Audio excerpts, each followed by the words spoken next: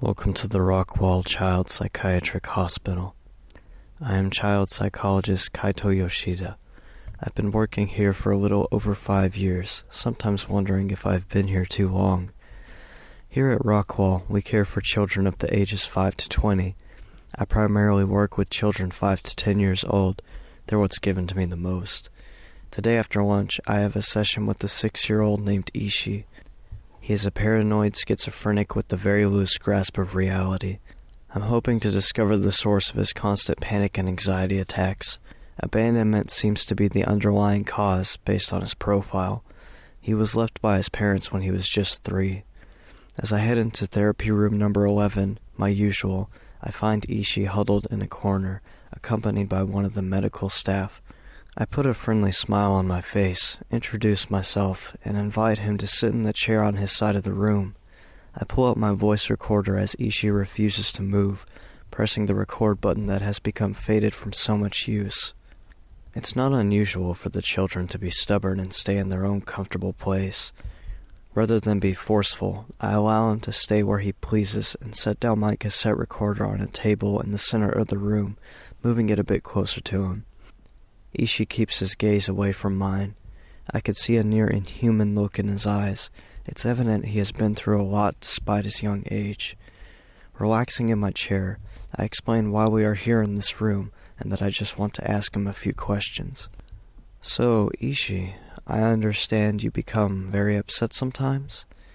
As he nodded, I noticed he was staring at his chair. Is there anything in particular that upsets you? Ishi said in a faint voice. Her. Who is her? A woman from your past? I asked.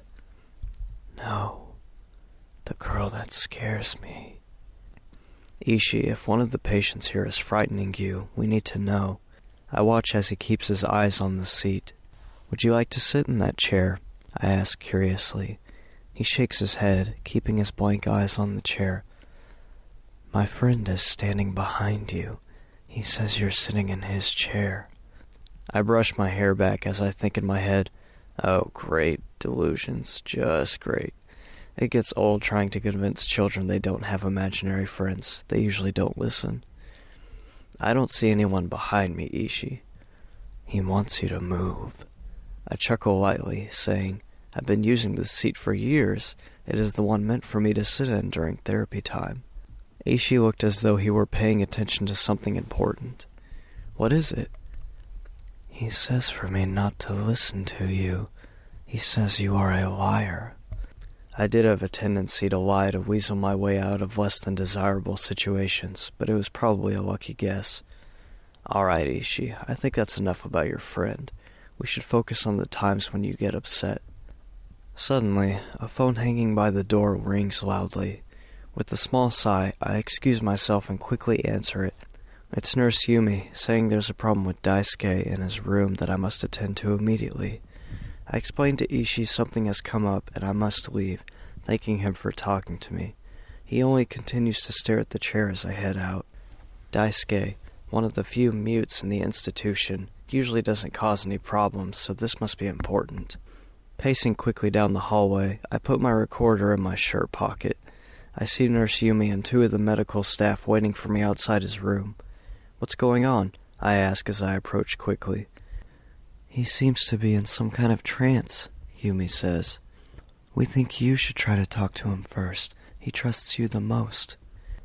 I peer in through the one-way wall to see the 20-year-old is lying in the middle of his room, facing upward.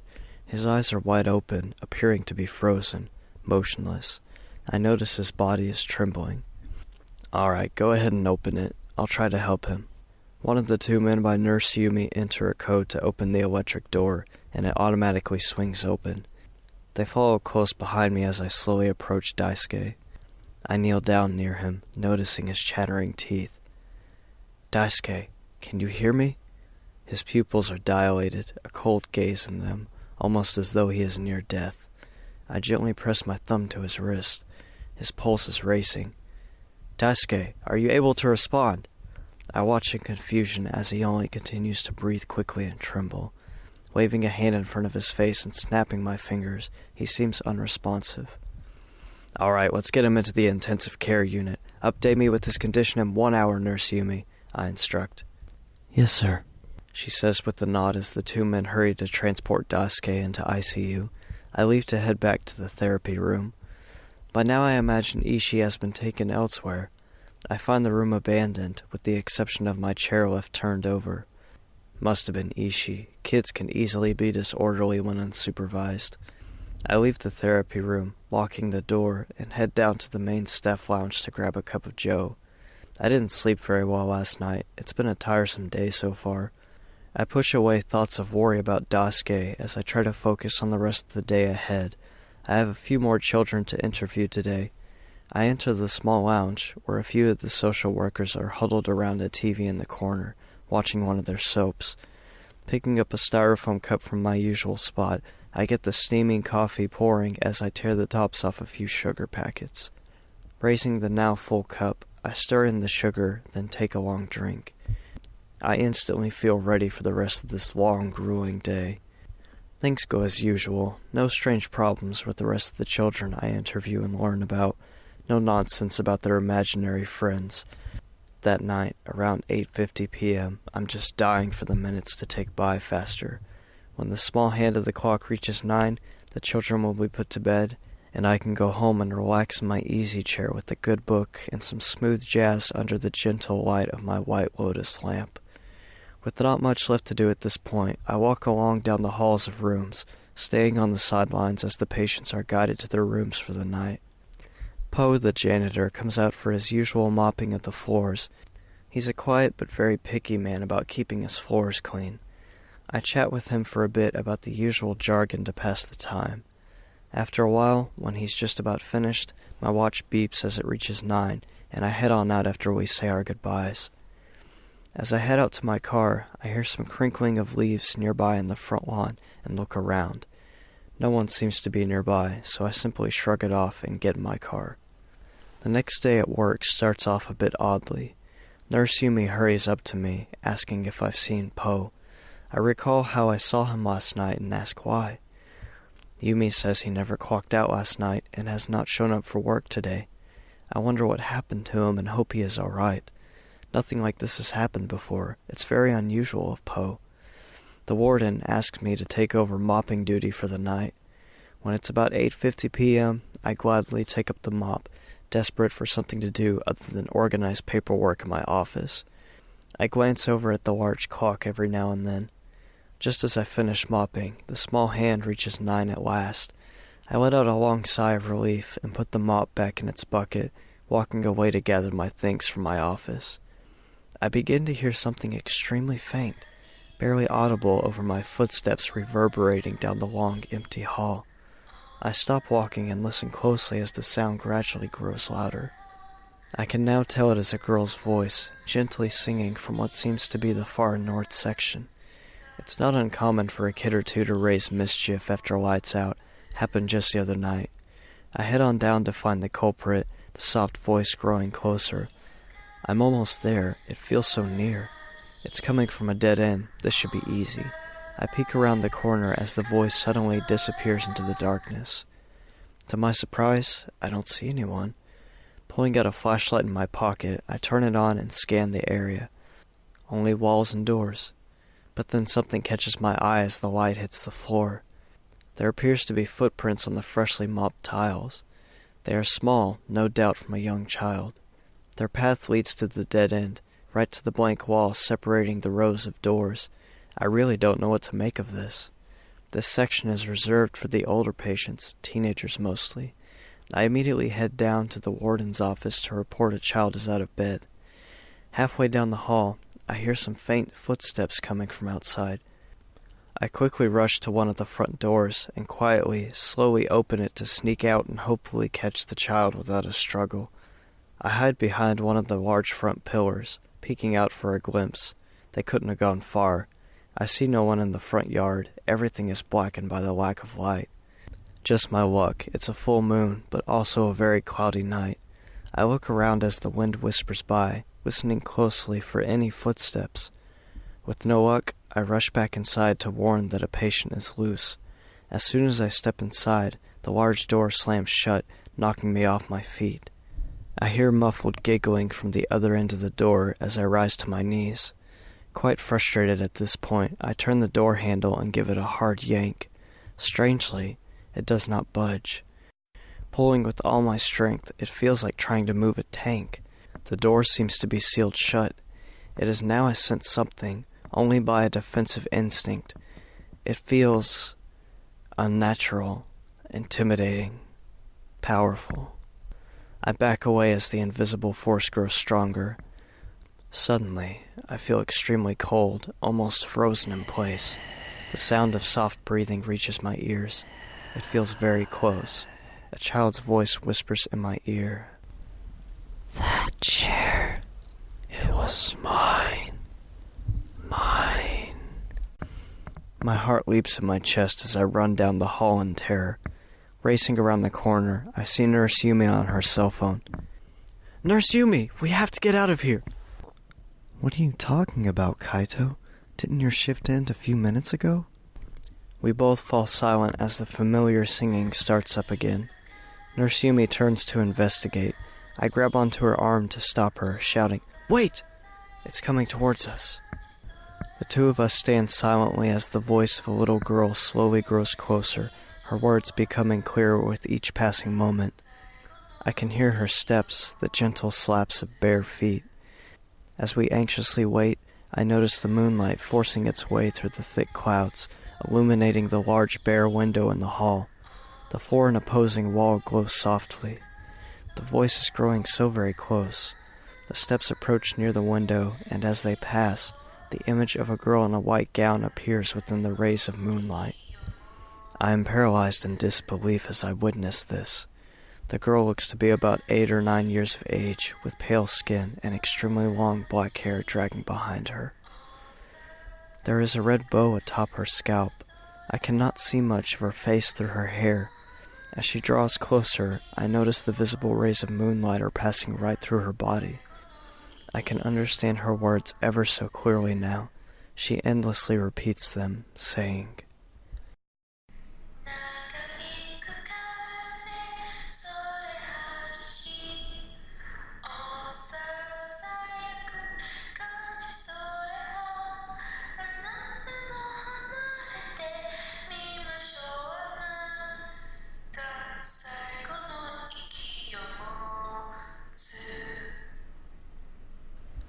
Something immediately tells me there is an overwhelming darkness within this girl. I feel it, that dreadful throbbing sensation in your heart when you fear something unspeakably evil. She looks so harmless and elegant, yet strikes me with such fear. Nurse Yumi and I back up against the opposing wall as she passes by, not giving us so much as a glance. Her form fades as she walks back into the shadows, but her voice continues to sing gently. After a few moments, it stops, and we listen closely for any sign of her. Nurse Yumi's phone short-circuits, smoking as she gasps from a cold chill. Out of nowhere, the nurse begins to suffocate, struggling to resist an unseen force as her body is lifted into the air. I can only watch in horror as she is slowly moved towards the moonlight, which reveals the girl's extremely long hair wrapped tightly around her neck. She sings the words again as she watches Nurse Yumi desperately try to suck in air, an eerie smile pasted to her pale face. Reaching out, her hand presses against the woman's face, making her body jolt violently for a brief instant. Yumi grows still as her head slumps over lifelessly, the girl pulling her hand back. I run in terror for help, rushing down to the warden's office. She is nowhere to be found. Sprinting as the voice slowly follows after me, I hurry for the nearest phone.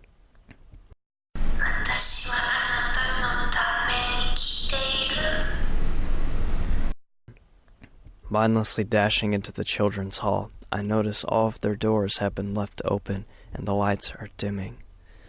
A small girl motions for me to follow her. Feeling I don't have much left to lose at this point, I obey as she runs down the long hall. I reach the eastern section, trying to find where she went. Over here.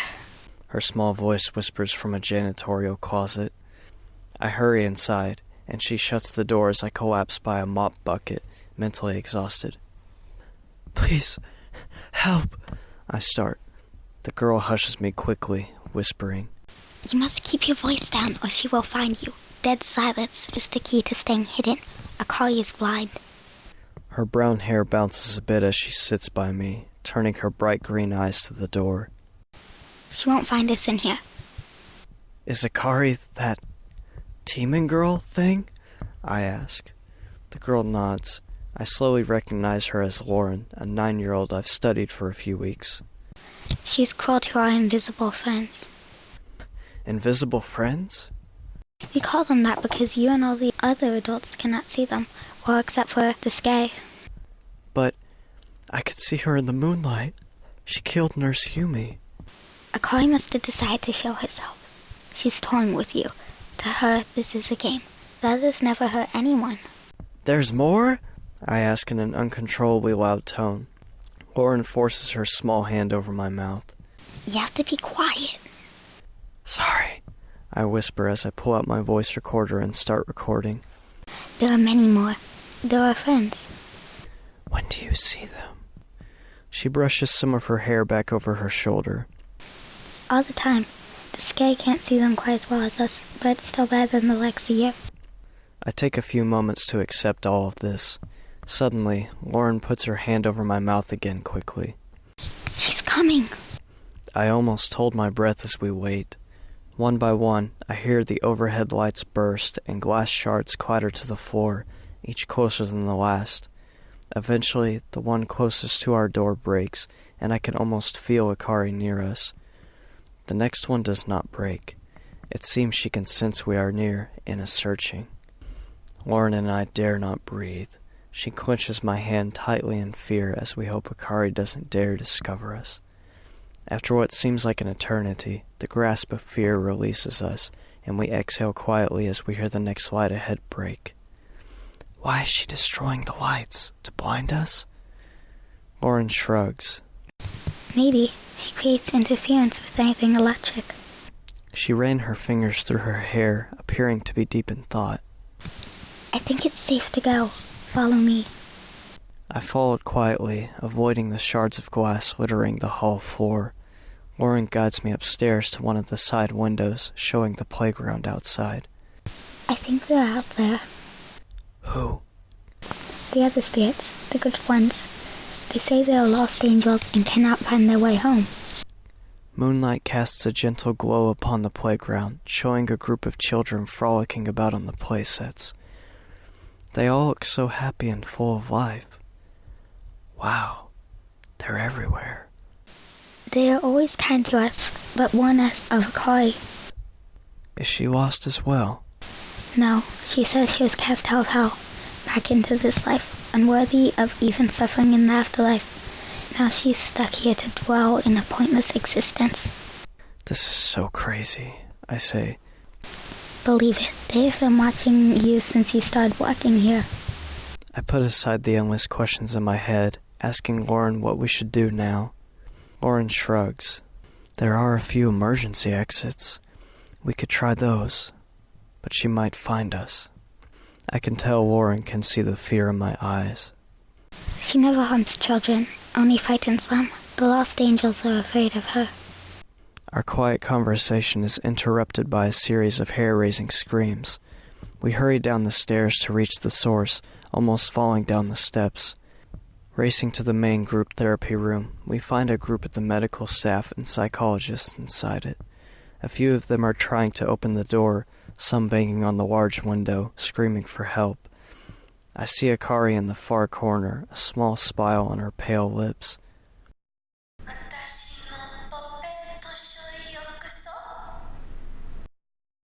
Everyone in the room hushes as they watch her in terror.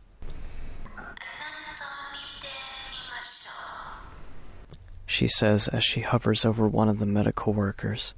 Her long hair twists around the man's wrists and ankles. Other tentacle-like strands of her hair latch onto a few of the other workers, holding them in place. Lauren and I can only watch in horror as Akari forces the man to start killing the others one by one. They were helpless, terrified, unable to escape. I frantically entered the code to open the electric door, but it failed every time. Lauren gently took my other hand, stopping me. There's nothing we can do for them. I look away as some of them plead at the window for our help. We have to get out of here. After she finishes them off, it'll be our turn. Well, your turn at least. I doubt she'll come after me. With immense guilt, I eventually force myself to abandon the others as the man in Akari's control begs for forgiveness. By now his hands are covered in blood. He has killed at least 2 or 3 of the people in the room. The ones at the window bitterly curse me as I leave them behind. As Lauren and I turn around a corner, Daisuke comes into view. "Daisuke, you have to get out of here," I warn as I run up to him. He shakes his head, looking as calm as ever. He doesn't seem to sense any danger despite all the chaos. It's okay. Akari won't hurt him either. Daisuke nodded in agreement. He may be grown up, but he has the heart of a child. He'll be alright. I force myself to not ask questions and look around for any kind of exit we can make, knowing we can't waste time. "Is there any way you can get out, Lauren? I don't have a chance, but maybe you can still make it." She observes our surroundings, then points to a small broken window by a crumpled corpse. It seems someone had tried to escape out of the window. There, I can probably fit through there. But what about you? She asks, looking up at me as she holds my hand. "Don't worry about me, just focus on getting out." But I don't want to go without you. A sad look draws over her face. "It's for the best. Now let's get you out of here. We don't have much time." I hear some banging near the front entrance.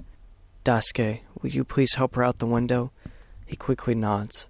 I force the girl to follow him as I run off to investigate the noise. Passing by the hallway we've just come from, the sight of Akari stops me dead in my tracks. She appears to be quite sad about something.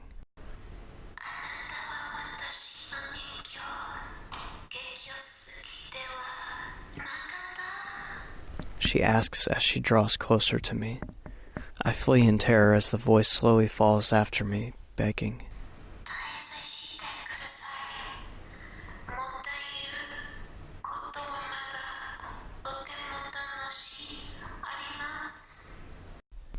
All of the electric doors start slamming open and shut, and the lights flicker rapidly, creating a strobe effect.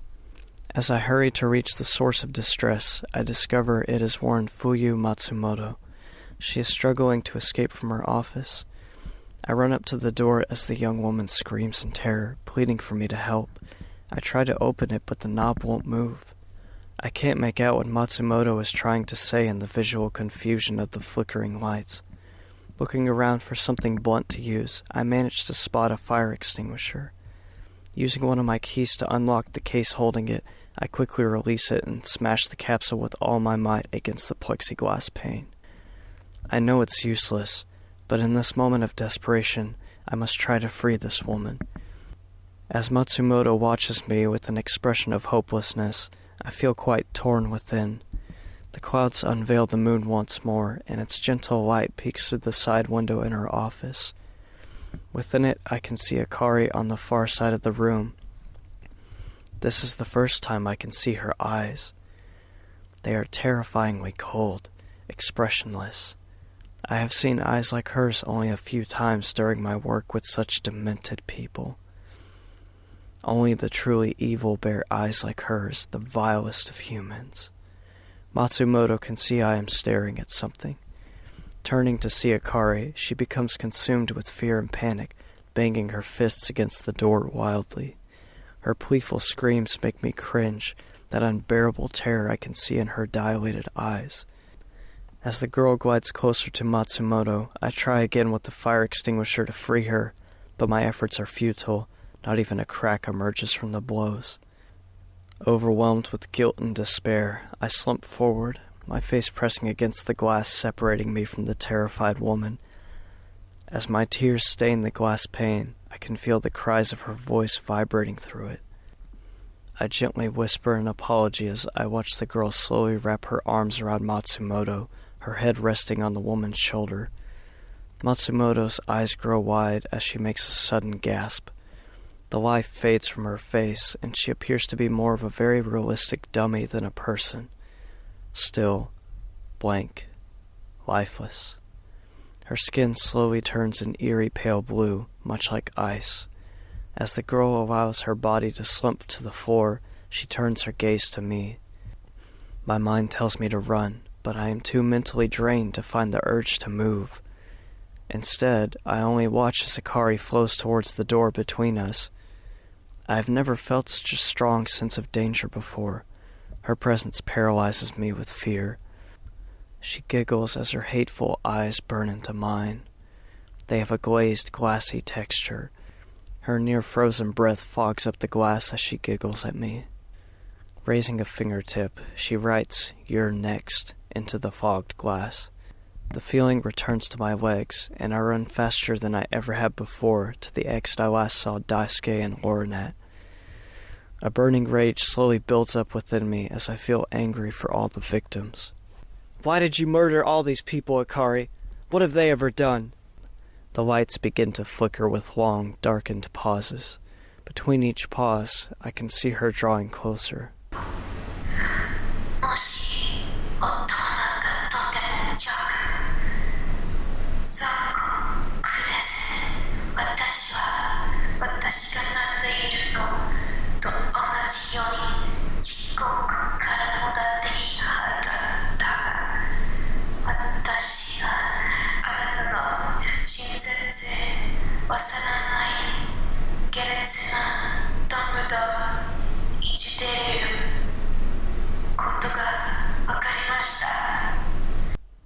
I notice a nearby fire sprinkler switch and smash my hand through the glass shielding it.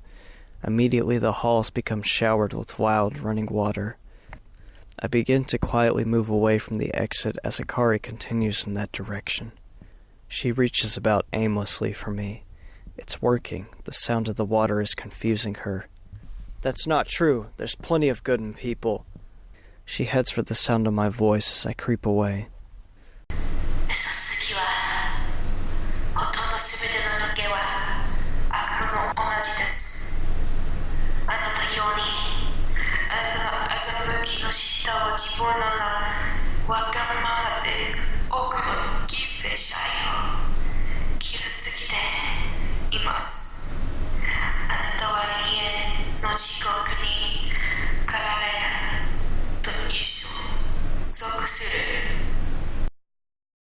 A small smile forms as she moves closer to me. My plan is beginning to crumble. I'm holding my breath, but Akari can hear my footsteps in the water. I begin to panic as I become cornered with nowhere to run.